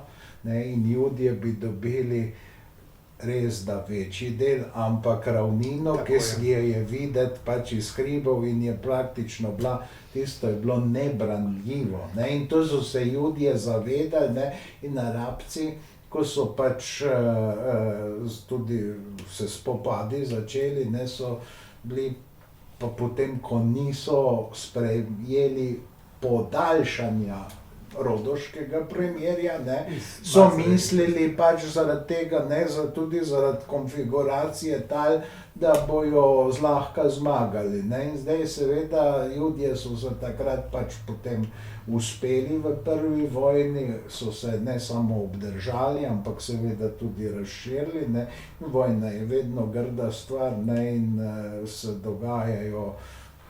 Ampak stvar je zelo preprosta, Igor. Glej, Judje na eni strani vejo, da nimajo kaj izgubiti. Arabci pridigajo, govorijo o tem, v enem tednu bomo v Tel Avivu in vrgli Jude v morje. Takrat je bil Tel Aviv figuriral kot center judovstva v tistem času, novo mesto, nemški Judje ga stanovijo, še 1909, ima čudovito lego, čudovito ime Tel Aviv, pomladni grič, dobesedno po naše. To se ni zgodilo. Judje obranijo deželo in osvojijo še 20% poleg 54 ampak seveda so pa izgubili tisto svojo četrt v starem mestu. Ampak to je nakazovalo potem že novo vojno. Ampak na eni strani Judje nimajo kaj izgubiti, vejo, da branijo domovino, dodeljeno domovino ali privzeto domovino, na drugi strani pa pregovorna razdeljenost arabskih vojska. Prestiž. Zlasti na eni strani imamo Sirce kot severovzhod, sever, na jugozahodu imamo pa Egipčane. Pustimo Irak, Jordanijo, svojo arabsko legijo, pa Libanon, ampak ta balans, ki se je potem tudi kazal v 50-ih, 60-ih letih, ko pripelje tudi do nekih drugih konfiguracij in povezav, tudi v enotno arabsko državo med Sirijo in Egiptom, se je že takrat ta boleča razdeljenost rezultirala v izgubi. Sej obstaja knjiga, ne, torej Nasr, zadnji Arabec, ne, torej v tem smislu, ne, da so vendarle te države bile že toliko konsolidirane, da neke arabske enotnosti, dobro, obstaja pač organizacija, ne, ki je pač dalje manj pomembna, ne, torej arabske enotnosti, ne, ki je nikoli pravzaprav... Pa parcialne interese gleda vsaka zase, ne? Gotovo, ne, in zlasti ne leta 73, ne, ob Jomkipurski vojni, danes vemo, da so Izraelci bili iz Jordanije opozorjeni in to je z najvišjega mesta v Jordaniji, da bo čez 12 ur vojna, ne, in Izraelci so imeli srečo, da so Sirci in Egipčani to na praznik, Jom Kipur, največji judovski dan sprave. No, mislili so ampak v začetku je šlo slabo, veš? No, ampak če bi bil navadni dan, pravijo vojaški strokovnjaki, bi bilo Judom še veliko huje zaradi tega, ker zaradi praznika so bile vsaj ceste proste in tisti Judje, ki so pač se mobilizirali, so bili vendarle dosti hitro na položajih, ne, in takrat je Mossad zatajil, ne, ker so Goldi Meir obljubili, da bo vsaj 24 ur prej izvedla za kakršenkoli napad. Takrat so izvedli torej polovico tega časa, pa tudi ne tako zelo po zaslugi Mossada kot jordanskega kralja. Ampak je še en vidik tukaj, ne, ko si prej omenjal to težko branljivost, odvisno od geostrateških, zlasti vodnih resursov, kot se bo reka Jordan. In tukaj se je po rodoškem premirju in nekako črti, bomo rekel temu, začasnega sporazuma, začasne meje, se je nakazovala nova vojna, ki je prišla čez 19 let, to je leta 67, junijska vojna, ko Izrael vendarle dobi Golansko višavje in okupira vse, zasede vse, kar je tudi da imela Jordanija, torej med Jeruzalemom pa zahodnim bregom reke Jordan. Torej so mesta Tulkarem, Dženin, Ramala, Jeriho, potem tudi Betlehem. To vse zasede v tistih 6 dneh v juniju 67, pride na strateško branljivo mejo do reke Jordan in pa seveda vodni vir, ki izvira na Golanu. In Golan, ne, torej, ker Golanske planote je pa severni Izrael na dlani, ne. Plus še nadzor vode, ne? Ja, no, ampak vmes je pa še neka zanimiva epizoda, 56. leto, ne, tisti zadnji trzaji anglo-francoskega imperializma, ne, ker Amerika je prakticirala modernejše prijeme dominacije, ne, torej ne več imperialističnih. Ne. Se to vidimo, da torej, pri teh velikih silah nekako se lotevajo svojih vplivnih območij, ne, torej, klasičnega imperializma se poslužujejo pravzaprav dežele, ki so bile v industrijski epohi, ker to ustreza, ne, medtem ko modernejši prijemi dominacije so pa seveda mnogo bolj sofisticirani in seveda tudi manj opazni, vendarle seveda so, ne. Zdaj je zanimivo to, ne, da v času, ko seveda v Izraelu prevladujejo laboristi, ne, torej socialisti, ne, Ben-Gurionovi, ne, Ki se povezujejo tudi z Jugoslavijo. ja, tako, ne, In do leta 77 imamo, ni No, no. druge vlade kot laboristične. No. Od Goldemir do ja, še Ben-Guriona. 67 leta. Zelo je- kratek poskus, zelo kratek. Zelo kratek poskus, ampak seveda odločilen v tem času vojne, ne. Drži. No, to je res, ne, ampak ne, to je vendarle zanimivo, da se socialisti spajdašijo dobro, ne, izraelski socialisti. Res je, da so v Franciji tudi takrat socialisti pri vladnem krmilu, ampak v Veliki Britaniji, ne, in Velika Britanija ima pri Suezu glavno besedo, ne, torej Anthony Eden, ne, ki zna perfektno arabsko, ne, torej. Ampak Igor, glej, Ja. A ni osnovna to ideja- nenavadno, Ne, ni ne? nenavadno. Za te razmere bližnje vzhodne, izraelske, geneza Ja. njihova ni.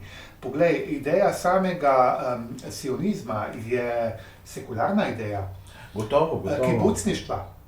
Ja. Mi bomo deželo dobili, jo bomo prerodili, jo bomo preštihali, delo z rok, delo zemlje, namakalni sistem, No, že. ustvarjanje vseh teh Ampak cvetočih kako kibusov. to, da se poveže tam vsaj za kratek čas z imperialisti, ne, ker vsi vemo, vsi so takrat vedeli, torej, da je imperialistične dobe pravzaprav konec, ne, saj tudi Eisenhowerjeva administracija je bila ogorčena, ne, takoj, ko so Angleži in Francozi sprožili to intervencijo, ne, in pol je... Ampak se pa umaknejo, moraš to priznati. No, seveda, zaradi Pol tega, pridejo ker Združeni veliki narodi. stric pritisne Tako je, nanje, ne, tako je. in seveda, ne, to Zahodu zelo škoduje.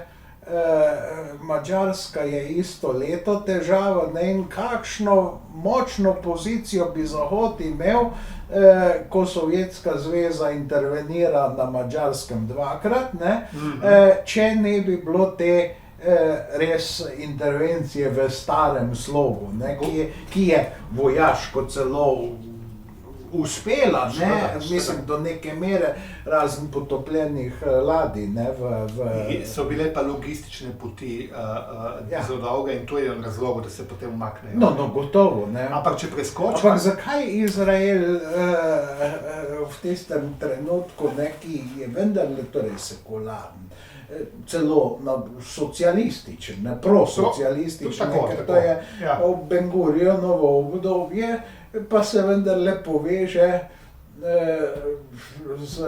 ker v Izraelu pravzaprav pride do nekega zasuka na desno, pač z pritokom emigrantov iz sovjetskega bloka, ne, ki so pa res desno usmerjeni, noben socializem ni dober, ne, socializem, ker smo mi pobegnili, ne, in zdaj seveda Solženicin, ki je pa o tem pisal, ne, pa vidi eno težavo, ne, Judom očita, da najprej so bili prvi pri revoluciji, pol pa prvi pri odporu, ali pa trdijo, da so prvi v odporu sovjetskemu režimu, ne, zakaj so bili pri revoluciji tako zelo udeleženi, je seveda jasno, ker so bili najbolj odrinjani, zatirani, ne, in je to logično. kdo vse v politbiroju, mislim, ta prvem iz leta 17 ima judovske korenine, ne? od Bronštajna, torej Trockega, do Kamenjeva, Zinovjeva, Buharina in tako naprej. No, Če niso Judje, imajo pa judovske žene, kot Molotov. Ne, ja, to je res, ne. Stalin ni, ne, ker je gruzijsko-osetinskega porekla, zdaj pri Leninu je malo nenavadno, ne, mislim, so genealogije precej različne, ne, in ne vem še kdo, ne, torej, zato so tudi očitali, ne, da so ljudje izvedli oktobrski prevrat, ne, ker gotovo februarske revolucije niso, ne, torej, ne, in to je revolucija, ki Rusiji da pravzaprav svobodo. 8-urni delavnik, ne, in to sredi vojne, potem volilno pravico. Vse te moderne državljanske pravice Rusi dobijo po februarski revoluciji, ne, torej po meščanski, državljanski revoluciji, ne, mislim, in ta revolucija je res izjemno zanimiva, ne, pa pride pa seveda do zasuka, ne, torej. Ampak, če se vrneva spet na ruske Jude, to je mogoče v masovnem številu šele v času perestrojke, tam 88, 89, kjer so 99 let, to je zlata doba. In ne boš verjel, da nas je v Izraelu 1.100.000 po zelo konzervativnih ocenah, po drugih jih je 1,5 milijona že. Rečemo ruski, mislimo sovjetski Judje, v najširšem kontekstu. Od Baltika do Kazahstana, od Ukrajine, Rusije, Belorusije, Moldove, ne, če poštejemo Libermana, ki je iz Kišinjova. Torej, toliko jih je, da se ne integrirajo v družbo. Izraelci sodobni imajo zelo dobro narejen sistem priseljevanja, še zdaj, tudi v času korone je prišlo okoli 20.000 Judov na leto iz diaspore. In seveda zdaj v zadnjem letu pa sploh zaradi vojne v Ukrajini, tako ruski kot ukrajinski Judje, in seveda jih je taka kritična masa, da se ne integrirajo. Imajo svoje radijske, televizijske postaje, svoje časopise, svoje trgovine in funkcionirajo več kot, bi rekel, svet zase. No in seveda ti o nečem, kar je levo, nočejo nič slišati. Drži. Nič samo, koga volijo, pa ti je jasno vse. In to je mogoče zaradi zakona o vrnitvi iz leta 1950, ki določa, ki mimogrede se nekako zgleduje po Nürnberški zakoni, določa, Jud je vsak, ki ima enega starih staršev Judov, ima pravico do preselitve v Izrael, na prvo službo, državno podporo, predvsem pa državljanstvo. In seveda je marsikdo tam na vzhodu, v bivši Sovjetski zvezi, začutil v 80-ih letih to privlačnost preselitve v razvito državo, kar je nedvomno Izrael bil, dobiti izraelski potni list, z njim potovati po svetu. Tako da ocenjujejo, da prišlo je takrat s tem valom, zadnjim velikim valom, ki se ni se asimiliral, kot smo ga omenjali, okoli 300.000 ljudi, ki niso judovskega porekla. So po zakonu o vrnitvi imeli sicer pravico, law of return, ki določa pač možnost selitve in določa tudi partnerje, torej družinske skupnosti ne razbija. In seveda to povzroča potem tudi težave znotraj same izraelske družbe. Ker Izrael je danes seveda nekaj drugega, kot je bil, ne? Ampak vrniva se še k eni malenkosti navidezni, ne, ampak velike stvari pravzaprav, ne, v času, ko je Jugoslavija pač izvajala en temeljit zasuk politike, ne, od naklonjenosti Judom, ne, do potem recimo leta 1973, ko je pravzaprav se poročalo o tej vojni, kot da je Jugoslavija v vojni z Izraelom. Oprosti, imam občutek pri nekaterih etabliranih medijih, tudi državno podprtih, ki jih tudi midva berova, da se to še vedno, da se ta naracija še vedno permanentno dogaja. Bojim se, da lahko tu omejiš sam zase, ker jaz mislim, da ne prebiram več časopisov, nimam časa, oprosti, ne, ampak vmes je Eichmannov proces, ne. Torej, to je malo znano, ne, da je Eichmann bil obsojen za hudodelstva nad pripadniki 4 narodov. In eno so seveda Judje, potem so Romi, Poljaki in četrti smo Slovenci. In še neka stvar je, ne, da danes se zelo bere pač poročilo Hannah Arendt o procesu v Jeruzalemu, je pa išla tudi naša slovenska knjiga o tem procesu, ko je Herbert Grün napisal. Torej, ki je pač potem izgubil ob koncu tega leta življenje, mislim, da v prometni nesreči, ampak zapustil je pa knjigo o procesu v Jeruzalemu, ki je torej zanimivo branje, ne, torej on je bil pač dopisnik, dopisnik, ker on je bil eden izmed Judov tu iz slovenskega prostora, ne, torej z tega srednjeevropskega, ne, in pomemben kulturnik, žal zelo pozabljen, torej tudi sem videl nekatere ideje, ki jih je on literarni zgodovini prispeval, so zelo zanimive, neortodoksne in vredne vsaj študija, so bile pa smešene, ne.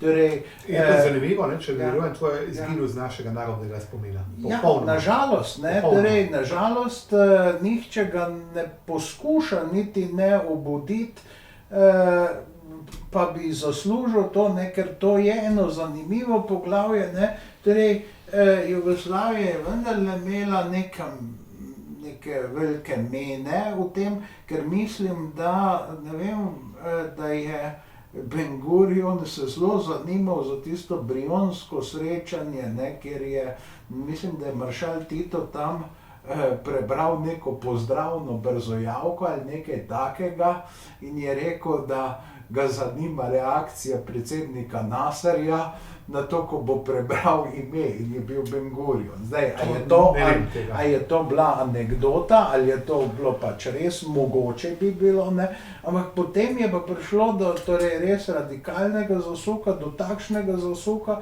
da če slišal sem, ne, da je Wiesentalov center, ne, opozoril na antisemitizem pri nas, v Sloveniji, pred nedavnim. Se pravim, jaz z mediji si nisem ravno... Ampak to bazira na, Igor, kaj sem prej rekla, na nekdanji politike, ne. Jugoslavija kot ena vodilnih držav gibanja neuvrščenih, tudi soustanoviteljica, je igrala izrazito pro-arabsko politiko. In seveda tukaj je kakršnokoli paktiranje z Judi, z Izraelci, z Judi je bilo seveda nezaželjeno. Prekine diplomatske odnose in seveda se v tem poročanju postavi na izrazito proti-izraelsko stran. To je pa tudi ena oblika anti-izraelizma oziroma antisemitizma. Ker je Izrael je definiran kot judovska država. Seveda. In zaradi tega rasnega, verskega, razrednega, danes je bolj prisoten po Chainsu, tem ameriškem sociologu, ki je definiral različne vrste antisemitizma, je dejansko najbolj aktualen prav anti-izraelizem, torej nasprotovanje, odklanjanje, zavračanje vsega, kar pooseblja sodobna izraelska država, ki seveda ni sveta država, ni absolutno dobro, je država, ki je danes največja država judovskega ljudstva, le kakšen razvoj je doživela v drugi polovici 19. stoletja. Če jih imaš ob koncu vojne, tam ob razglasitvi 48, 650 tisoč, 20, seveda sem, se opravičujem, jih je 650 tisoč, je danes Judov že 7 milijonov, ampak ne v Izraelu, ne zaradi priseljevanja, ne zaradi neravnega prerasta, zaradi priseljevanja. Kljub vsemu Judje vidijo svojo domovino, poglej, kam se zatekajo ukrajinski, ruski Judje? Ja, v Izrael.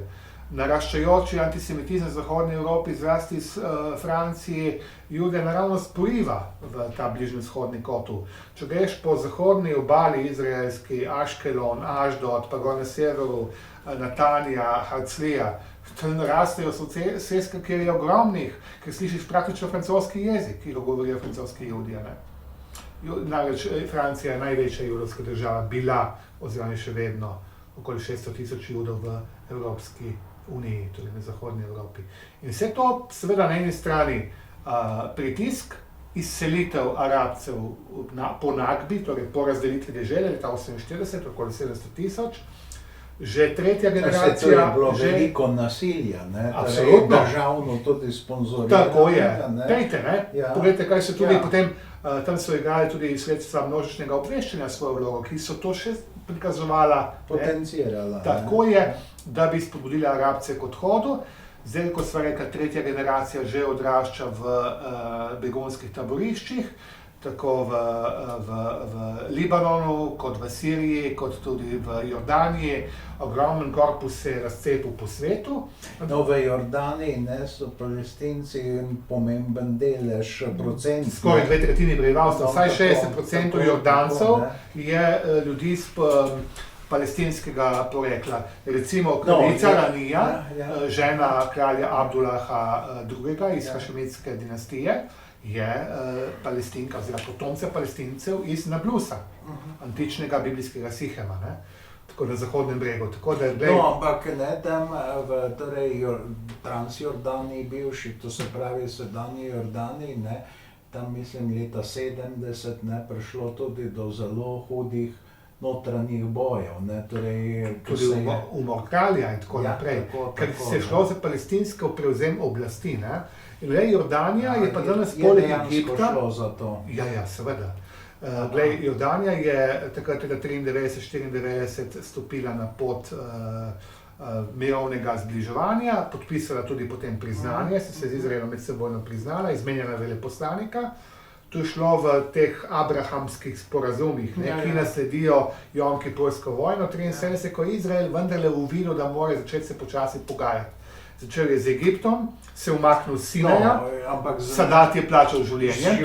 Ravno je to sem ja. hotel upozoriti, ne, da mora biti tisti arabski državnik zelo junaški, ki pač si sploh drzne najprej začeti razmišljati o Tako je. miru tukaj, ne, ker Sadat je to plačal življenjem in on je bil general, bil je sposoben, gotovo, ne, in najprej je tak ali tak poskušal rojakom pokazati, da vojna zdaj, bi res dosegel kaj z vojno, ne, ker ta vojna 73. leta ne, so seveda arabske sile imele, torej tako Sirci kot Egipčani v začetku celo nekaj uspeha, ne, Veliko, na kar je prišlo seveda do popolnega kolapsa. Ne. Seveda. Torej, ne, in Ampak v razmerah bipolarnega sveta, ameriško-ruskega, sovjetskega antagonizma, je to vendarle drugače kot danes. no, gotovo. Ko vsak gotovo. išče svoje zavezništva, svoj prostor pod soncem.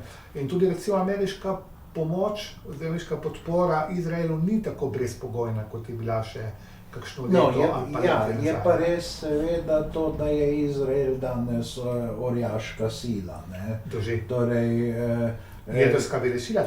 jedrska velesila, tehnološka, kar zadeva sploh vojaško industrijo, ne. Torej, vemo, ne, kako so se tudi na COVID odzvali Izraelci, ne, torej izjemno učinkovito, ne. In še bi lahko seveda te stvari naštevali, ne, in ta stvarnost, ne, je vendarle silno zapletena. Se pa spominjam iz časov, ko sem še sledil medijem, da so vendarle odnosi med Slovenijo in Izraelom kazali na neko drugačno usmeritev. Ne, saj vemo, da je bil predsednik Milan Kučan enkrat vsaj je bil v Izraelu, ne, mislim, da se je s Šimonom Perezom zelo dobro razumel, ne, torej bili so tudi neki orožarski posli, ne, kolikor se je pač, če se prav spominjam, ne, in tako dalje in tako naprej, ne. In potem se pa spominjam tega zasuka pri nas, ne vem, javno mnenje ali medijsko mnenje, to ne vem, ne, torej. Ampak to je pa ta sintagma, veš, antisemitizem brez Judov. Saj to si pisal ti že v 90-ih letih, ne? Kako imamo dejansko te literarne nastavke. Ja.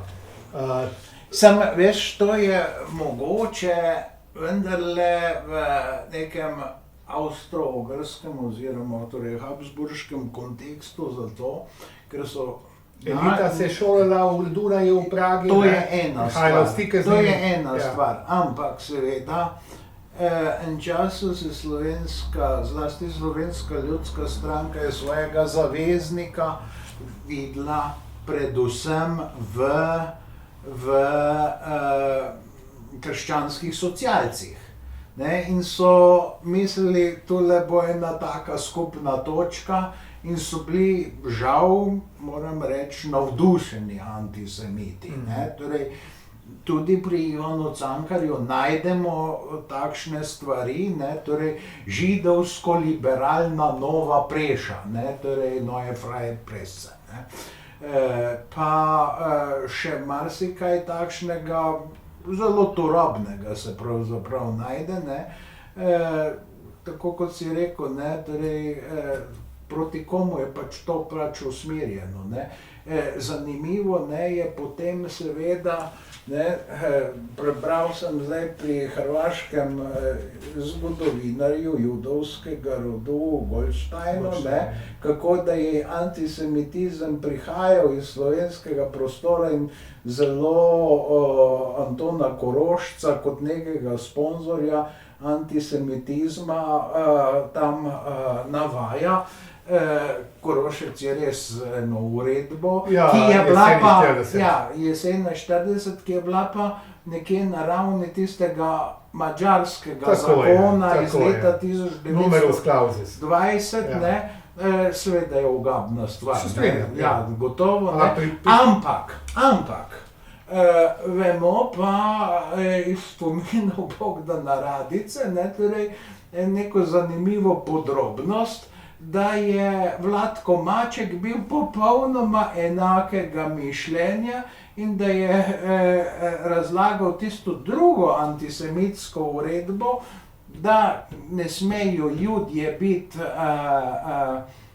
v teh prehranskih verigah, ne, da poenostavljeno rečeno v teh podjetjih, trgovskih in tako dalje, da tu so Judje izključeni, ne.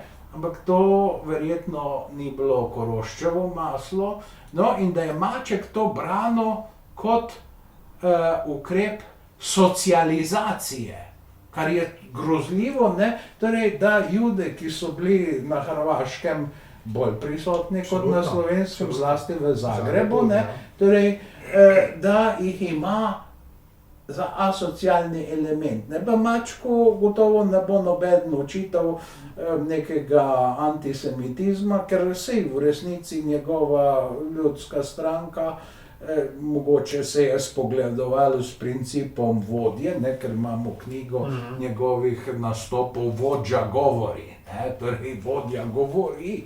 Ne, ampak vendarle, ne, se zdi, da Anton Korošec tu ni bil neka takšna velika izjema, kot se je potem poskušalo ga naslikati, da je bilo ozračje nasičeno pravzaprav. To je bilo tudi politično pogojeno, to slikanje. Seveda, iz strahu pred Tretjim rajhom, ne, je pa treba res reči, ne, da neka mera tega antisemitizma je pa gotovo bila v tem evropskem prostoru se pretakala že prej stoletja, ne, to, kar je Goldhagen povedal, kar je seveda problematična teza.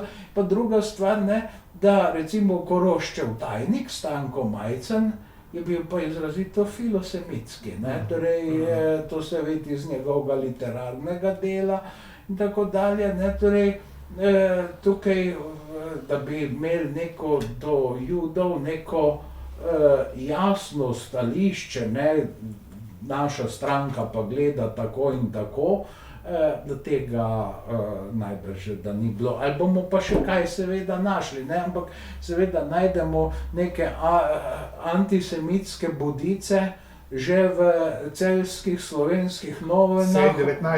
Sredi 19. stoletja, ne, ampak velikokrat se človeku, ko tisto prebere, zdi, kot da hočemo biti skozi antisemitizem moderni.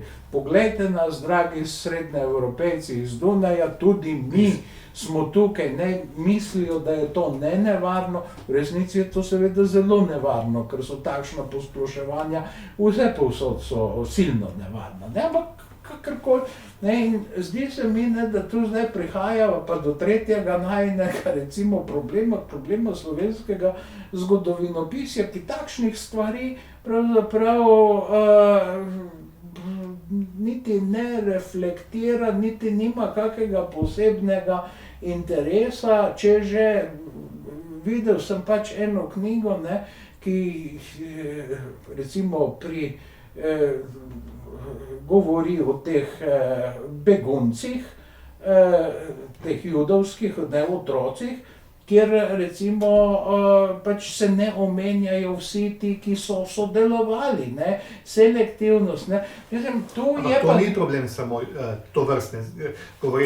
tovrstnega obdobja in področja. To je nasplošno slovenske zgodovine. Ja. Selektivno zgodovinopisje, pravi. Zgodovinopisni problem, ne, ki je pač en velik problem in seveda, zakaj zgodovinopisje v našem prostoru nima v intelektualnih debatah takšnega mesta kot kje drugje, ne, recimo v Veliki Britaniji ali pa, ne vem, tudi v Franciji, ne, je del razloga tudi v tem, ne, ker jaz vendarle mislim, ne, da zgodovine ne pišejo zmagovalci, ampak jo pišejo zgodovinarji, ki bi radi ugajali zmagovalce. Tako je. Ne, torej, to je vendarle razlika, ne, in to je pa nekaj, kar je intelektualno pač sprevrženega. Ampak dostikrat se obnašamo Ja. zgodovinarji, Ja. da recimo generalizirava zadeve Ja. kot kelnerji.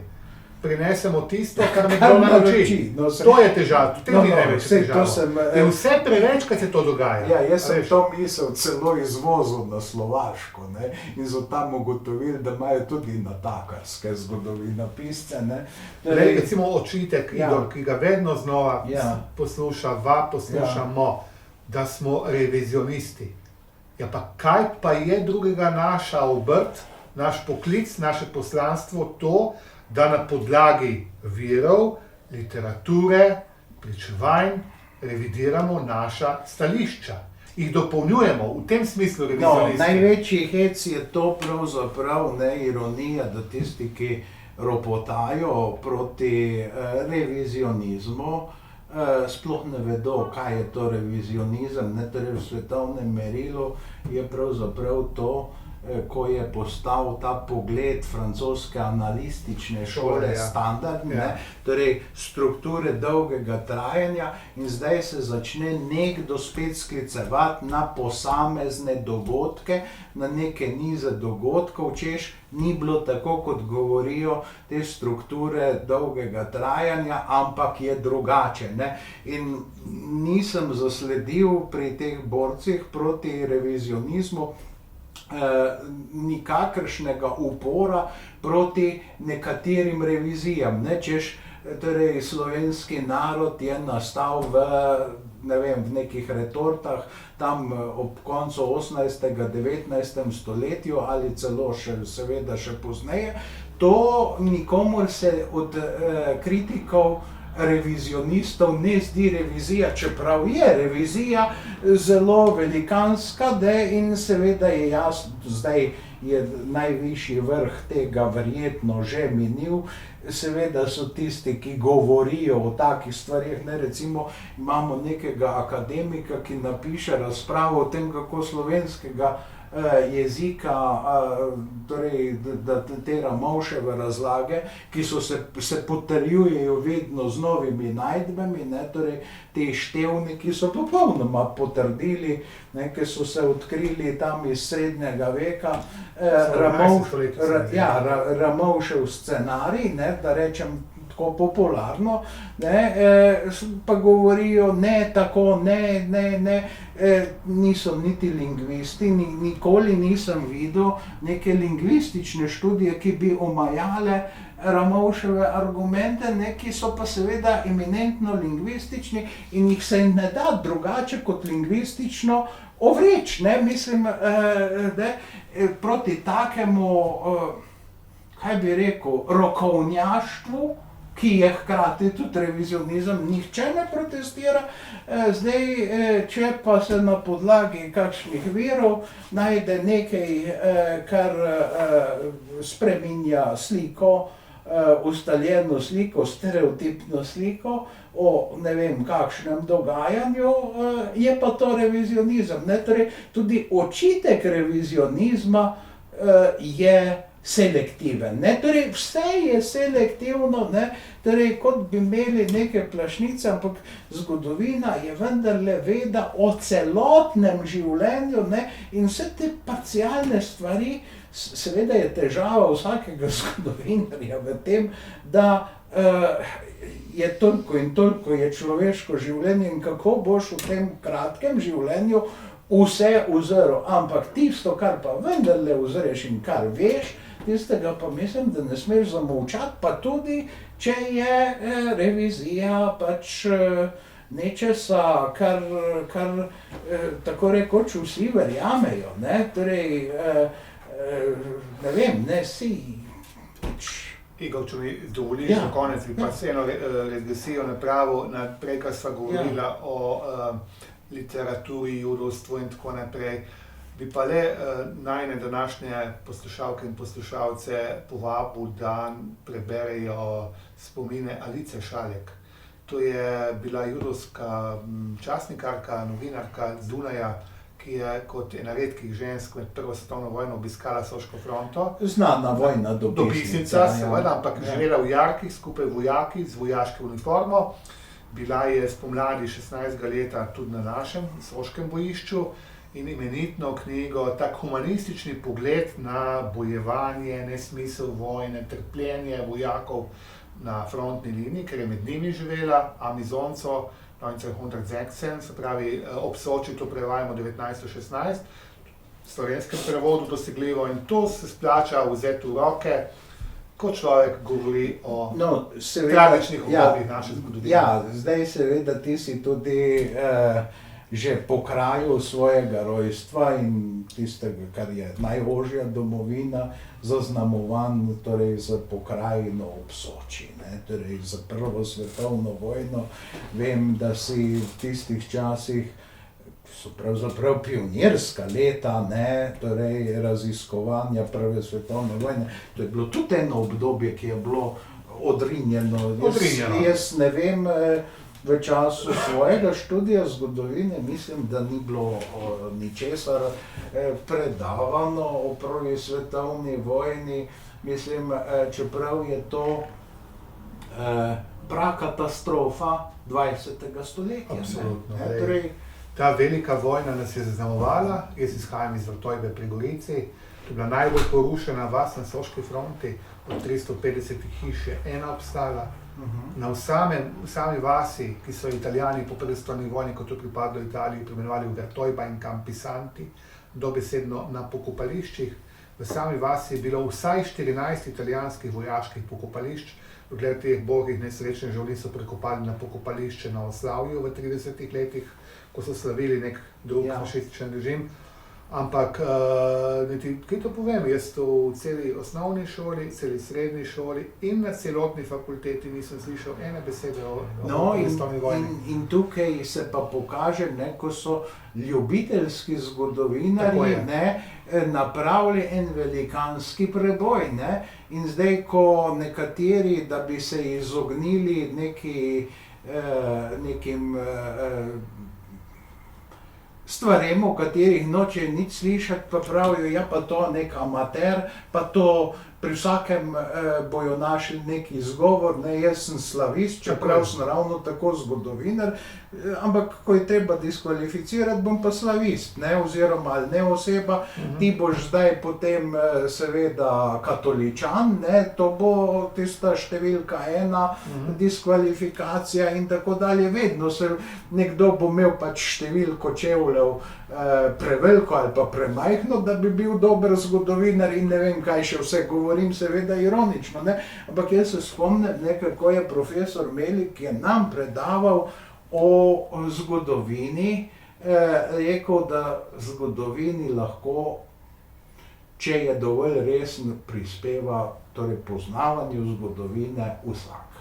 Ne, sam seveda se mora zavedati svojih omejitev, ne, in to je čisto nekaj drugega, ne, ta širina, torej izpred recimo 40 let, ne, torej pa potem še razširjena, torej, ne, kar se kaže recimo mogoče najlepše v kronikah 19. 20. stoletja, ne, torej, ki jih je izdala Nova revija, pa ne govorim tega zaradi tega, ker sva pač na inštitutu Nove revije, ampak tam se vidi pogled širok, ki ga pa danes seveda ni več, ne, danes imamo spet pravoverne, ne, No, pa tudi široka paleta sodelavcev, ne? No, gotovo, ne, ja, ker je bila pač dialoška struktura, danes se pa uveljavlja monološka spet, ne, torej, jaz vem, ne, torej, svojega primera bom dal, pa naj reče kdorkoli, kar hoče, ne,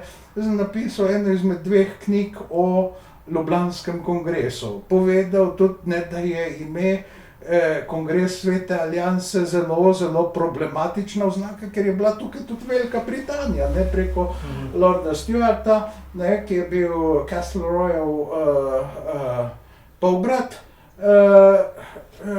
ne, in Velika Britanija pa ni bila v tem sistemu, ne, simpozij seveda ne samo, da se ni treba povabiti, ne, pa, da aktivno nastopiš, ampak seveda ne, nisi ta pravi, ne, torej gotovo Prva svetovna vojna, marsikdo spet ni pravi, ne, pač vabijo tako dalje, ne, in seveda, ne, vsi imamo že neko kljukico nekje, vsi smo zapisani, da bomo kdaj odpisani, ne, ampak smo v prostoru, kjer so snemali pa tudi vrnitev odpisanih, ne. Torej, tako da... Dajmo zaključiti bolj optimistično. Jaz pravim, če bomo živeli še nekaj let in bomo zdravi, nam Bog daj, da bi še kaj naredili, kaj ti veš, nedodelanih obdobij področij v slovenskem zgodovinopisju, nepregledanih arhivov, tako pri nas kot v tujini, Rim, Beograd, Zagreb, tudi Dunaj.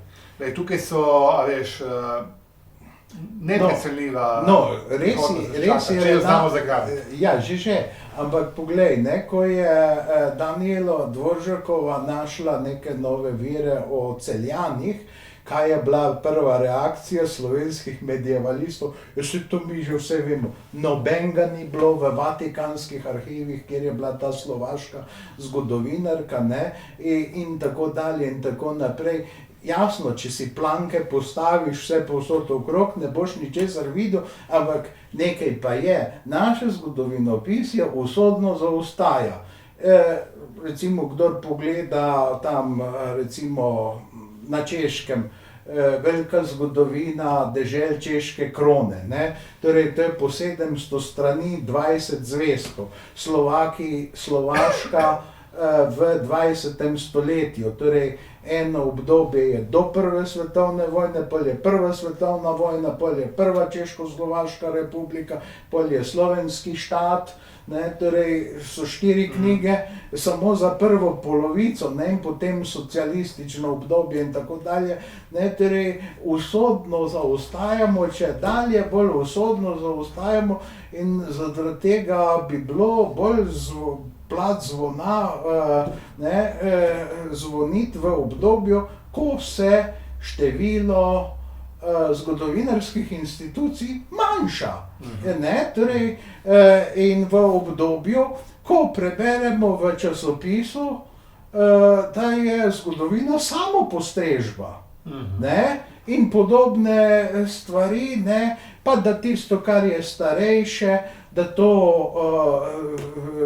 da samo 20. stoletje je pomembno. Jaz se spomnim, ni popularno govoriti, da si kdajkoli kakšnega Rusa poznal, ampak jaz sem jih poznal kar precej in eden ruskih diplomatov mi je enkrat rekel, ne, kakšne težave ima Rusija, ko jim Kitajci za kakšno koto na njihovi skupni meji prinesejo listino tam, ne, iz 17. stoletja, poglejte, tule piše, da je takole, ne. Ne, torej, kaj ni pomembno? Seveda je pomembno v deželah, kjer je modernizacija nekaj celovitega, ne pa nekaj ozoženega, nekaj samo industrializacija, ne pa tudi humanizacija, ne razširitev vednosti in tako dalje in tako naprej, no. Res je, končati morava, pa bova še kdaj drugič nadaljevala. Naj se ti najprisrčneje zahvalim za to, kar si povedal, z mislijo, da to ni tvoja zadnja beseda. Hvala lepa za povabilo.